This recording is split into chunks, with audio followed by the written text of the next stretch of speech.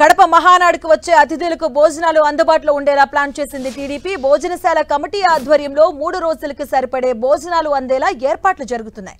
విజయవాడ నుంచి వచ్చిన ప్రత్యేక బృందంతో ఘుమఘుమలాడే 22 రకాల రుచికరమైన వంటకాలను రెడీ చేస్తూ ఉన్నారు పాకశాస్త్ర నిపుణులు. భోజనశాల దగ్గర నుంచి మరింత సమాచారం మా ప్రతినిధి సురేంద్ర అందిస్తారు.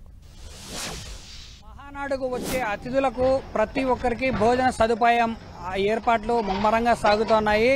కడప నగర శివార్లలో ఏర్పాటు చేసినటువంటి పబ్బాపురం సమీపంలో మహానాడు వేదికకు ఎడమవైపున భోజనశాల ఏర్పాటు చేశారు.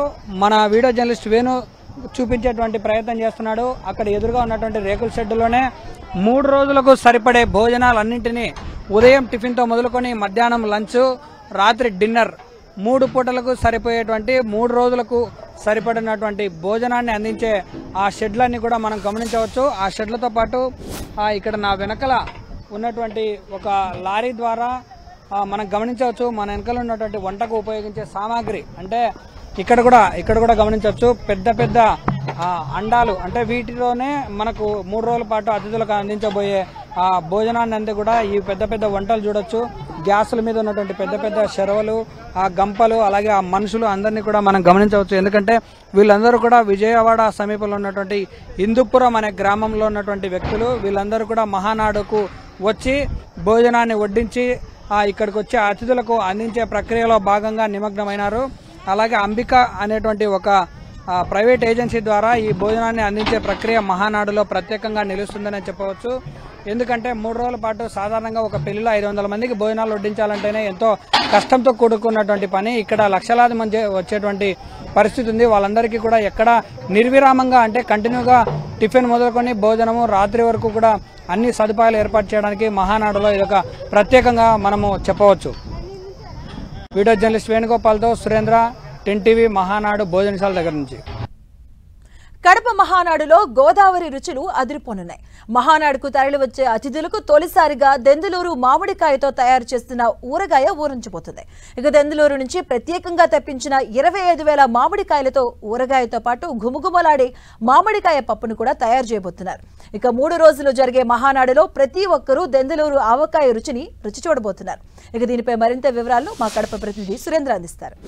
మహానాడులో ప్రధానమైన ఘట్టం అందరికీ సమానమైన సరిపడేటువంటి భోజనాలు. ఆ భోజనాలకు సంబంధించినటువంటి భోజనశాల దగ్గర ప్రస్తుతం మనం ఉన్నాం. ఇక్కడ మహానాడులో మామిడికాయ చాలా ఫేమస్గా మారే అవకాశం ఉంది. ప్రస్తుతం నా వెనుకలు ఉన్నటువంటి మామిడికాయ ముక్కలు ఒకసారి గమనించవచ్చు. వీటన్నిటికీ ప్రధాన కారకుడైనటువంటి దెందులూరు ఎమ్మెల్యే చింతమనేని ప్రభాకర్ ఇక్కడికి తన టీంను తీసుకొని వచ్చి మామిడికాయలతో వెరైటీ వంటకాలను రేపు మహానాడుకు వచ్చేటువంటి ప్రతి కార్యకర్తకు అలాగే తెలుగు తమ్ముళ్లకు కూడా ఈ రుచులు చూపించబట్టబోతున్నారు. అసలు ఈ మామిడికాయలకు సంబంధించినటువంటి స్పెషల్స్ ఏంటో మనం కనుక్కునే ప్రయత్నం చేద్దాం. మనతో పాటు దెందులూరు ఏఎంసీ చైర్మన్ రామసీత అందుబాటులో ఉన్నారు. ఆమెను అడుగుదాం.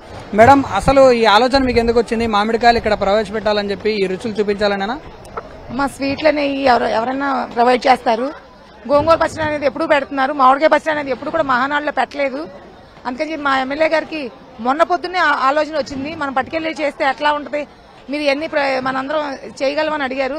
తప్పనిసరిగా చేయగలం, ఎందుకు చేయలేము, మన టీం మనకే ఉంది కదా అని చెప్పి మేము అప్పటికప్పుడు అనుకుని చెట్లు ఉన్న అన్ని చాలలో చెట్లని 20,000 కాయ తెప్పించి కారం అప్పటికప్పుడు ఫ్రెష్గా ఆడిచ్చి ఆవుపిండి, మెంతిపిండి, ఉప్పు, పసుపుతో సుద్దా కూడా మేము వ్యాన్లో వేసుకుని మేము 2 బస్సుల్లో మా స్టాఫ్ని తీసుకుని ఇక్కడే పచ్చడి పట్టి అప్పచెప్పి వెళ్దామని చెప్పేసి మేము ప్రయాణమై వచ్చామమ్మా. రాత్రి 2 అయింది మేము వచ్చేటప్పటికి.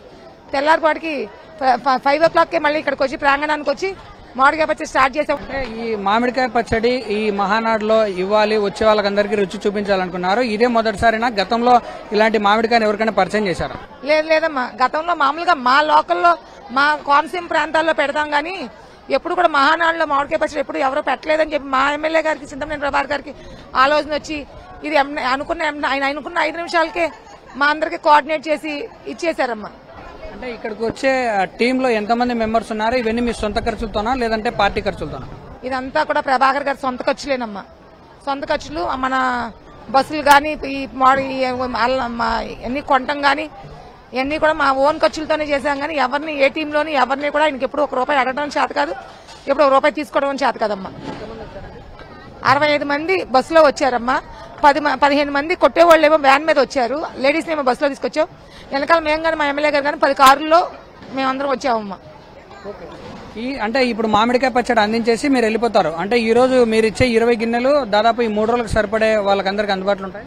తప్పనిసరిగా 20 గిన్నెలు మాకు అందుబాటులో, ఇంకా 2-3 వేలు కాయ పప్పు మామిడికాయ కూడా మేము అందజేస్తానికి తెచ్చామమ్మా. ఆ మామిడికాయ పచ్చడి అందించి వెళ్ళిపోవమ్మా. 3 డేస్ మహానాడుకు ఉండి వెళ్తామమ్మా. ఇది అంటే తమ సొంత ఖర్చులతో దెందులూరు ఎమ్మెల్యే ప్రభాకర్ చౌదరి ఇక్కడికి మామిడికాయలు తీసుకొని వచ్చి ఆ మామిడికాయలతో ఒకవైపు పచ్చడి అలాగే పప్పులోకి కూడా వాడుకోవడానికి మరో 2000 కాయలు అదనంగా కూడా ఇచ్చాడని చెప్పి ఏఎంసీ చైర్మన్ రామసీత చెప్తా ఉన్నారు. 3 రోజుల పాటు జరగబోయే ఈ మహానాడు కార్యక్రమాల్లో భోజనానికి వచ్చే ప్రతి ఒక్కరికి మామిడికాయ పచ్చడి అందించడమే మాకున్నటువంటి ప్రధాన లక్ష్యంగా ఆమె చెప్తున్నారు. వీడియో జర్నలిస్ట్ వేణుగోపాల్తో సురేంద్ర, 10 టీవీ, కడప మహానాడు వేదిక భోజనశాల దగ్గర నుంచి.